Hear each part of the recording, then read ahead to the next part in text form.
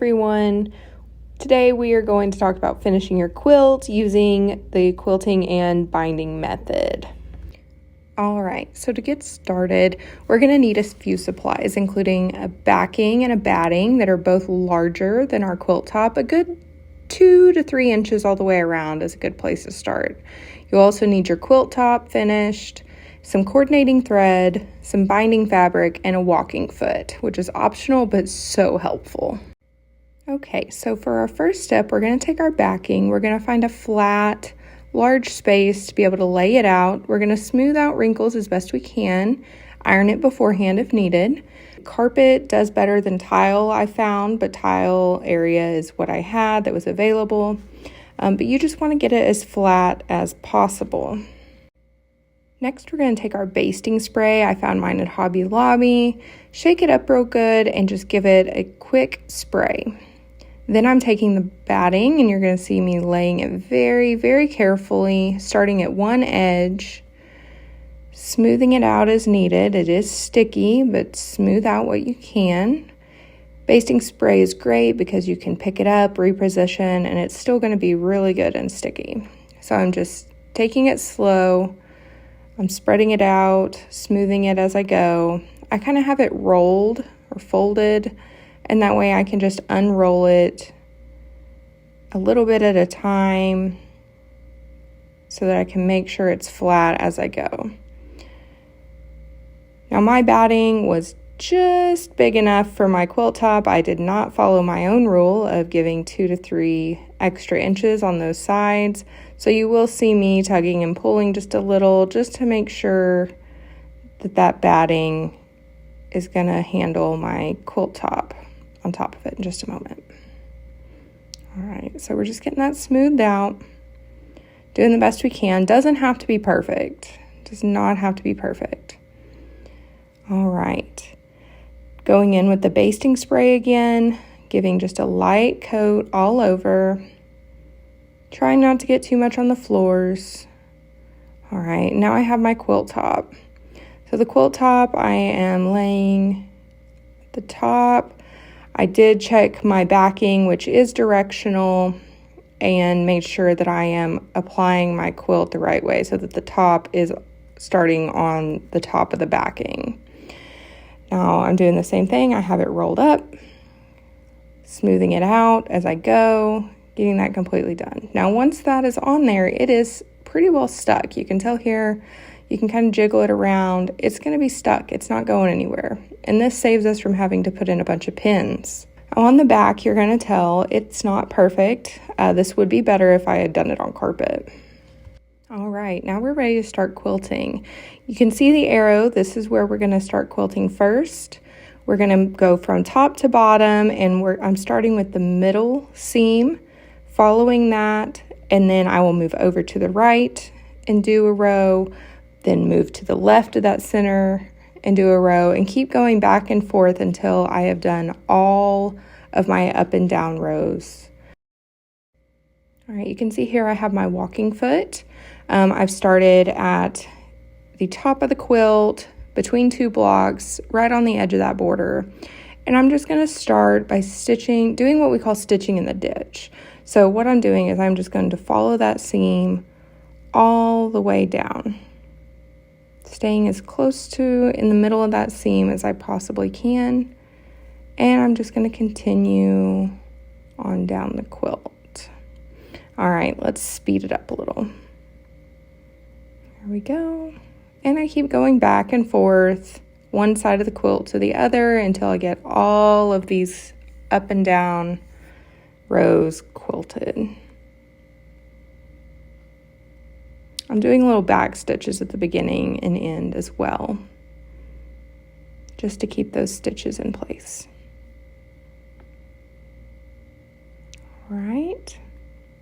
Now you can see we're going to go from side to side. I always start on the same side, so either go right to left or left to right on every row.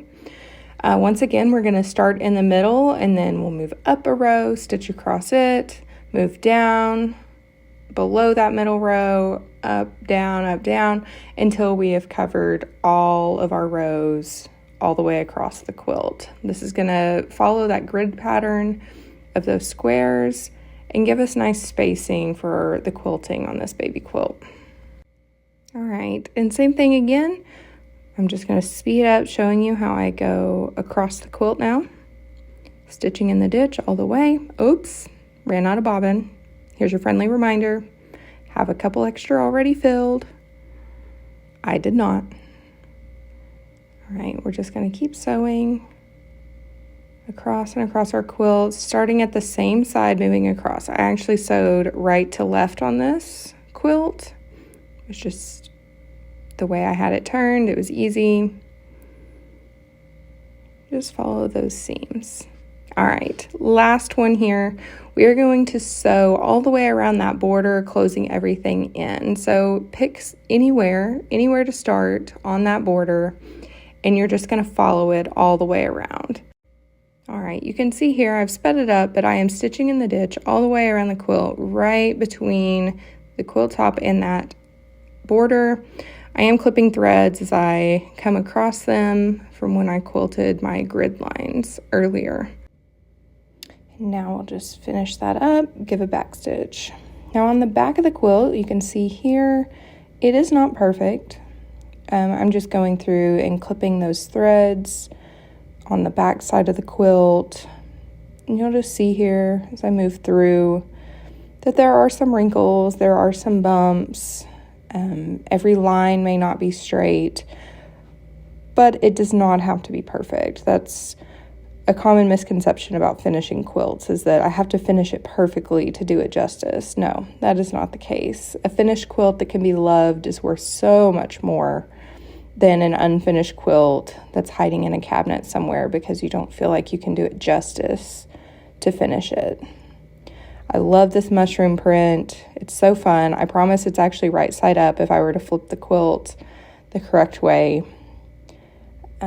But I just wanted to show you guys how that would look on the back. You can see all my quilting lines, how it makes a grid, and then our line all the way around in the border. All right, so now we're going to square this quilt up. This would be easiest done with a rotary cutter, a large ruler, and a large cutting mat. However, where I'm at right now, I do not have that. So we are going to use scissors. So what I'm going to do is I'm going to use my scissors, and I'm just going to trim right along that border, cutting through both the batting and the backing. So here I'm just going to make sure I'm going to be able to catch all my layers. I'm going to start here and just gently cut right along the edge of that border. Let's speed it up. It didn't take long at all. Honestly, it probably took just as long as if I would have used a rotary cutter to trim all this excess off. All right, let's move to binding. So for binding, I have a piece of fabric here. For this specific baby quilt, you need a minimum of 12.5 inches.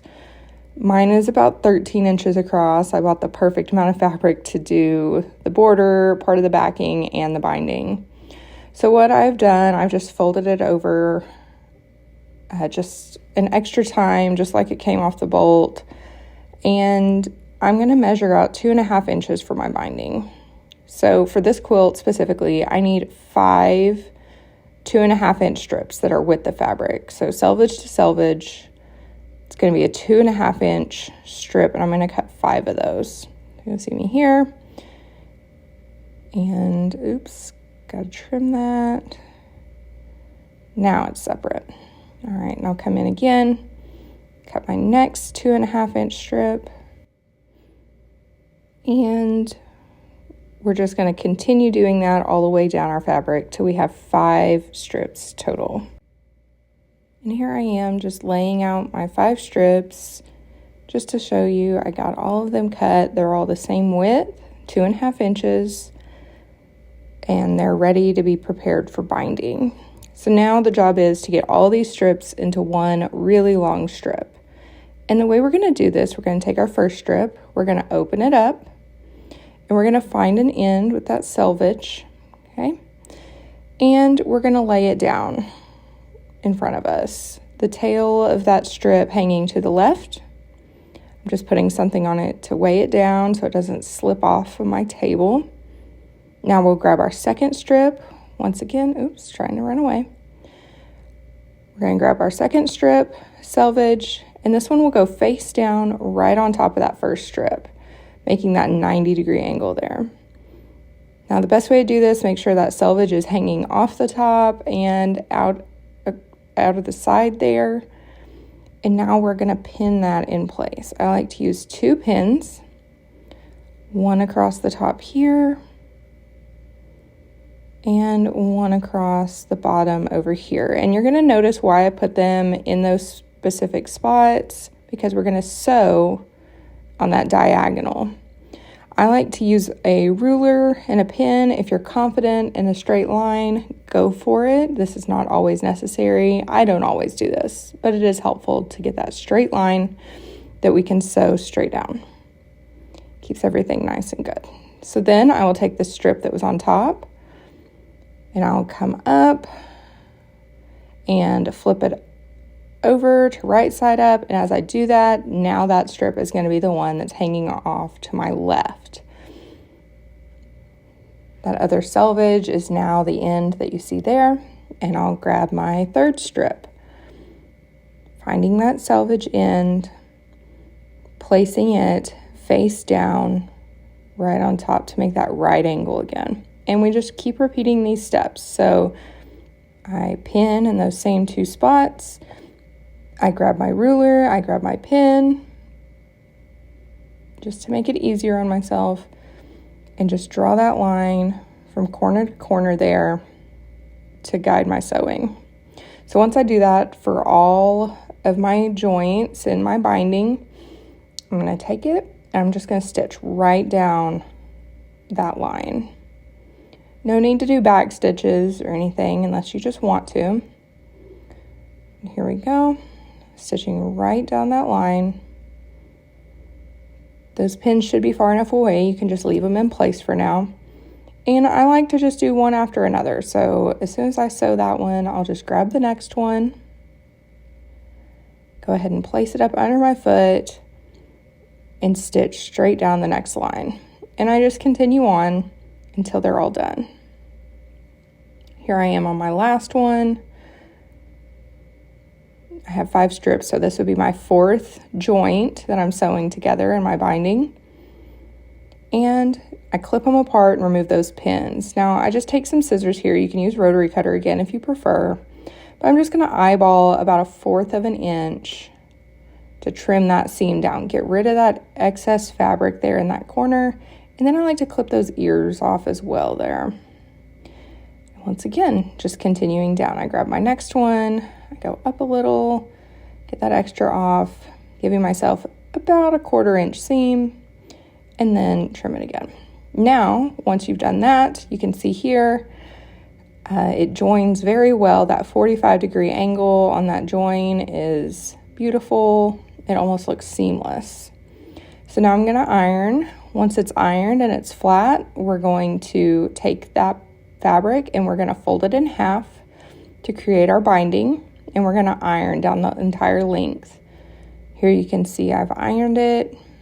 It's just ironed in half. The right side's on the outside of that, and we're ready to attach it to our quilt. So here I am in the bottom corner of my quilt. I like to start on the bottom. It's just a personal preference. So I'm going to take my binding.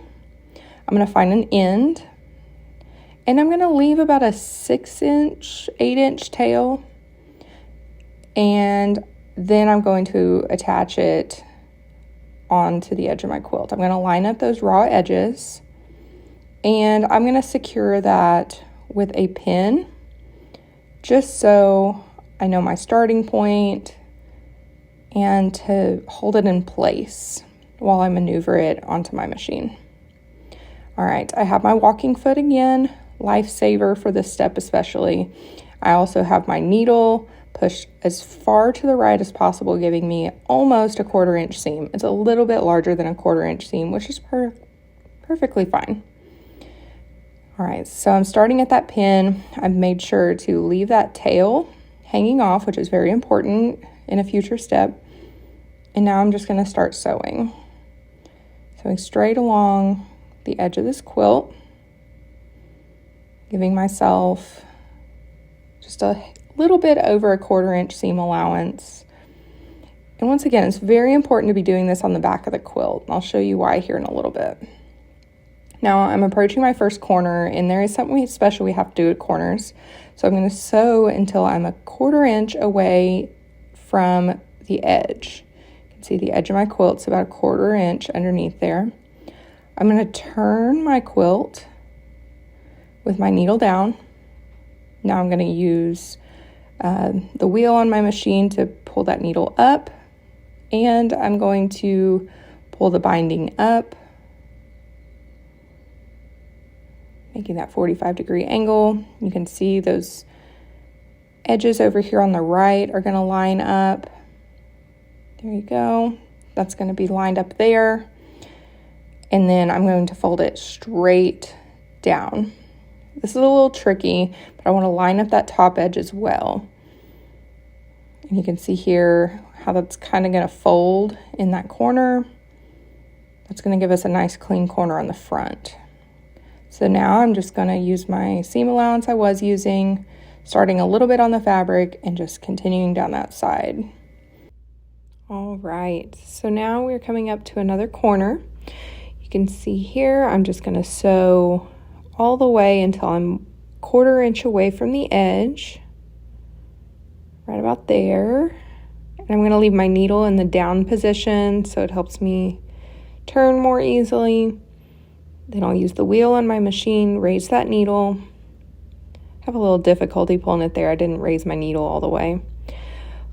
But I'm going to take my binding and I'm going to pull it up, making sure that lines up on that outside edge, and folding it straight back down, that 90-degree angle there. Now I'm going to put it back under my presser foot, a little ways onto the fabric, and proceed to sew with that same seam allowance. Okay, coming to our third corner here. Just going to do the same thing, 1/4 inch away from the edge. Needle down, turning our quilt, putting our needle up and pulling out the quilt just slightly before we pull our binding up. Hold that and fold it straight back down. It makes a nice 45-degree angle there. And then we just fold it back down. Placing it back under our presser foot, putting our presser foot down a little ways onto the fabric and continuing to sew. All right, sewing all the way down that edge. Now we're at our fourth and final corner. Same thing, once again, 1/4 inch away, needle down, turn the quilt, raise our needle up and pull that quilt out from under the presser foot. Put that binding up the top, fold it straight back down, making that nice fold on that corner, putting it back under our presser foot and continuing sewing the rest of the way down the edge of the quilt. Now I like to stop when there is a good, I'd say 10-inch gap between the two ends there. Do a little back stitch, and then I'm going to clip my threads. Okay, now I'm just going to push my sewing machine out of the way so I can show you guys what we're looking at. So our binding is sewed all the way around the quilt except for this little 10-inch gap here. Now we have to join these two ends. So what I'm going to do, I'm going to cut this first piece about halfway across that gap. So I'm just eyeballing it, cutting it as straight as I can. You can see there, it's not perfect, but it's straight enough. Now you're going to see I have my other end of binding laid over the top of that piece that I just cut. I'm folding down so we can see, and I want the second end to be 1/2 inch longer than the other piece. So I'm just eyeballing it. It doesn't have to be perfect. I do usually try to make it a little straighter than that, so you're going to see me trim that up, make that end just a little bit straighter. All right, much better. So now we have 2 ends. There's a 1/2 inch overlap between them, and now we're going to prepare them to be sewn together. So I'm putting right sides together,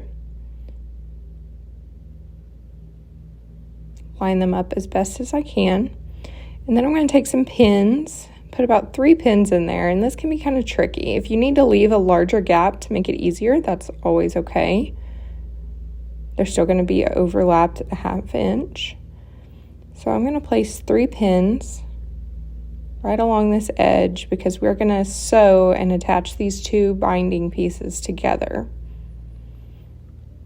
Now I like to do this in this straight type of seam. I don't typically try to mimic that 45-degree that we did earlier. So that's right where we're going to sew on this. We're going to do about a 1/4 inch seam, as you can see here. Remove our pins.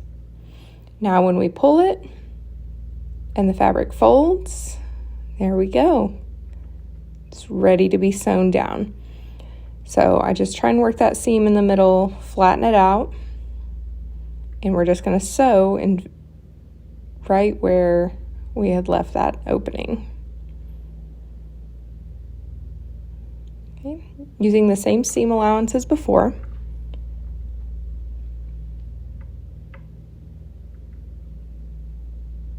All the way down and do a little back stitch just to secure it. Okay, now your binding is attached to the back of your quilt. As you can see, it's ready to be folded over to the front. All right, now we're on the front of our quilt. We have the binding sewed onto the back, and we are going to be folding it over to the front to top stitch it down. So I just pull it real tight and fold it over. You can see that seam, and I'm trying to cover that seam. It's just going to be a real small top stitch right across the top of that binding. Now to start, I'm going to add a pin to secure it to get me started. I'll add a couple here actually, just to get me started while I position it under my presser foot. Now, if you want to pin all the way around or if you want to use clips, feel free to. It just depends on your confidence level and how you're feeling. Now, on these corners, I'm just going to continue down that corner. You can see where it's folded on the back. I fold it over the front on one side, and then I'll take the opposite side of that corner and fold it up. And this will leave a little 45-degree angle on the front there, kind of like you're wrapping a present.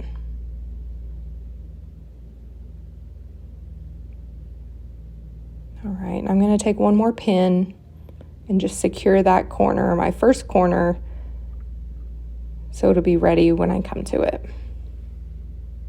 All right, so now I have it under my presser foot. I'm at that first pin, and I'm just doing a really narrow top stitch right on top of this binding. And just continue down. I choose to sew over pins, but you do whatever you are comfortable with. Just moving slow, readjusting as needed, not getting in a hurry. That's the key to machine sewing your binding.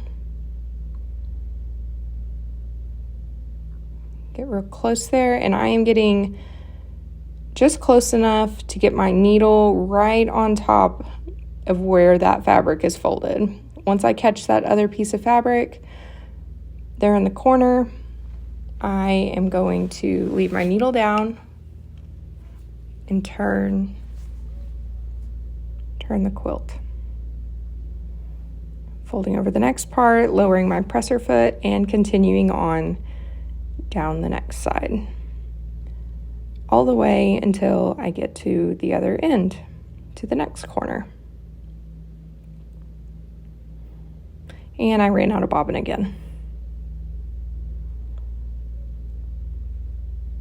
Okay, once I get to the next corner, you're going to see me fold that one over, fold the bottom part up, making that little 45-degree angle there. And I'm going to sew until I just catch that next piece of fabric. And right there. There I've caught that next piece of fabric, turn my quilt, pull that over, and just continue on down the next side.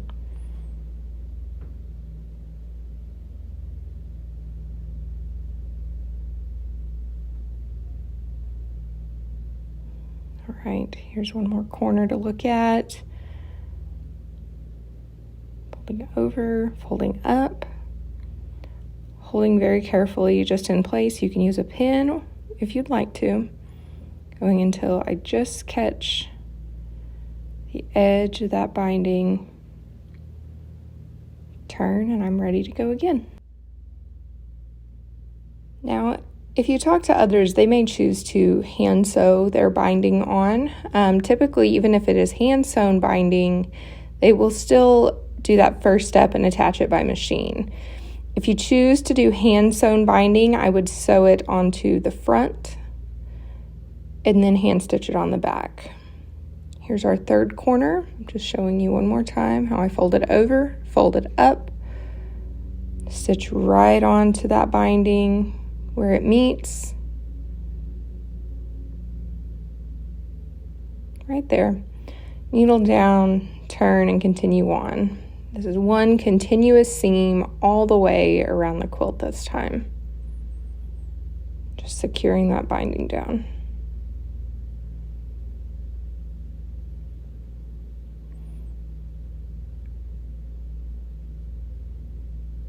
All right, so now that I've found where I started, I'm just gonna continue down, making those stitches line up and give just a little back stitch there to secure everything. Pull it out, and now I'm gonna clip my threads.